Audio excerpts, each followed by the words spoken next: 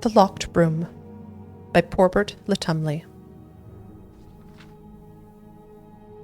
Yana was precisely the kind of student her mentor Arth Camus despised, the professional amateur. He enjoyed all the criminal types who were his usual pupils at the stronghold, from the common burglar to the more sophisticated blackmailers, children and young people with strong career ambitions which the art and science of lockpicking could facilitate. They were always interested in simple solutions, the easy way. But people like Yana were always looking for exceptions, possibilities, exotica.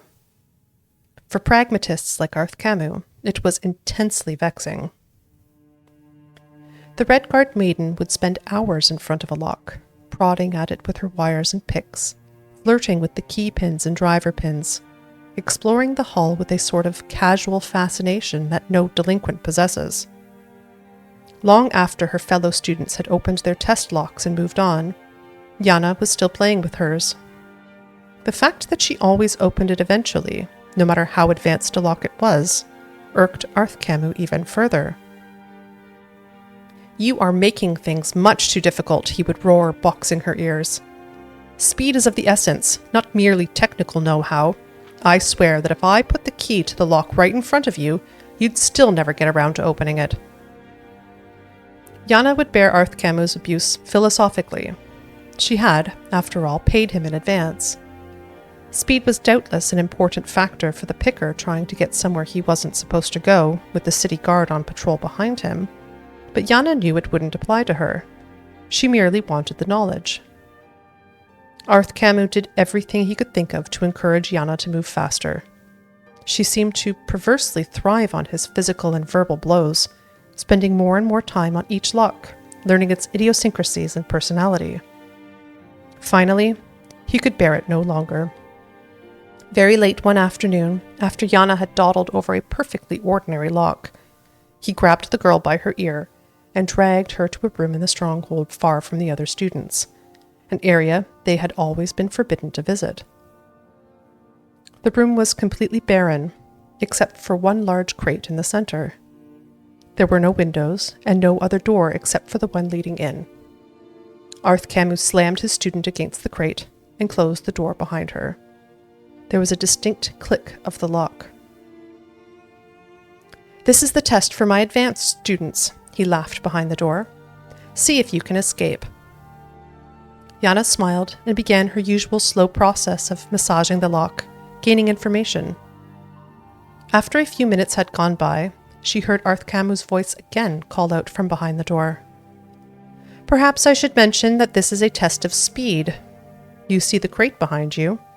It contains a vampire ancient who has been locked in here for many months. It is absolutely ravenous. In a few minutes' time, the sun will have completely set, and if you have not opened the door, you will be nothing but a bloodless husk." Yana considered only for a moment whether Arth Camus was joking or not. She knew he was an evil, horrible man, but to resort to murder to teach his pupil? The moment she heard a rustling in the crate, any doubts she had were erased. Ignoring all her usual explorations, she jammed her wire into the lock, thrust the pegs against the pressure plate, and shoved open the door. Arth Camus stood in the hallway beyond, laughing cruelly. "So, now you've learned the value of fast work." Yana fled from Arth Camus' stronghold, fighting back her tears. He was certain that she would never return to his tutelage, but he considered that he had taught her at last a very valuable lesson. When she did return the next morning, Arth Camus registered no surprise, but inside he was seething. "I'll be leaving shortly," she explained quietly, "but I believe I've developed a new type of lock, and I'd be grateful if you'd give me your opinion of it." Arth Camus shrugged and asked her to present her design. "I was wondering if I might use the vampire room and install the lock. I think it would be better if I demonstrated it." Arth Camus was dubious, but the prospect of the tiresome girl leaving at last put him in an excellent and even indulgent mood. He agreed to give her access to the room. For all morning and most of the afternoon, she worked near the slumbering vampire, removing the old lock and adding her new prototype. Finally, she asked her old master to take a look. He studied the lock with an expert eye and found little to be impressed with.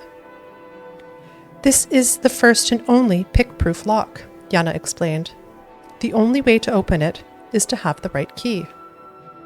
Arth Camus scoffed and let Yana close the door, shutting him in the room. The door clicked and he began to go to work. To his dismay, the lock was much more difficult than he thought it would be. He tried all his methods to force it and found that he had to resort to his hated student's method of careful and thorough exploration. "I need to leave now," called Yana from the other side of the door. "I'm going to bring the city guard to the stronghold. I know that it's against the rules, but I really think it's for the welfare of the villagers not to have a hungry vampire on the loose. It's getting dark, and even though you aren't able to unlock the door, the vampire might be less proud about using the key to escape. Remember when you said, if I put the key to the lock right in front of you, you'd still never get around to opening it?" "Wait!" Arth Camus yelled back. "I'll use the key. Where is it? You forgot to give it to me." But there was no reply, only the sound of footfall disappearing down the corridor beyond the door. Arth Camus began to work harder on the lock, but his hands were shaking with fear. With no windows, it was impossible to tell how late it was getting to be. Were minutes that were flying by, or hours? He only knew that the ancient vampire would know. The tools could not stand very much twisting and tapping from Arth Camus' hysterical hands. The wire snapped in the keyhole, just like a student. Arth Camus screamed and pounded on the door, but he knew that no one could possibly hear him. It was while sucking in his breath to scream again, he heard the distinct creak of the crate opening behind him. The vampire ancient regarded the master locksmith with insane, hungry eyes and flew at him in a frenzy. Before Arth Camus died, he saw it. On a chain that had been placed around the vampire's neck while it had been sleeping was a key.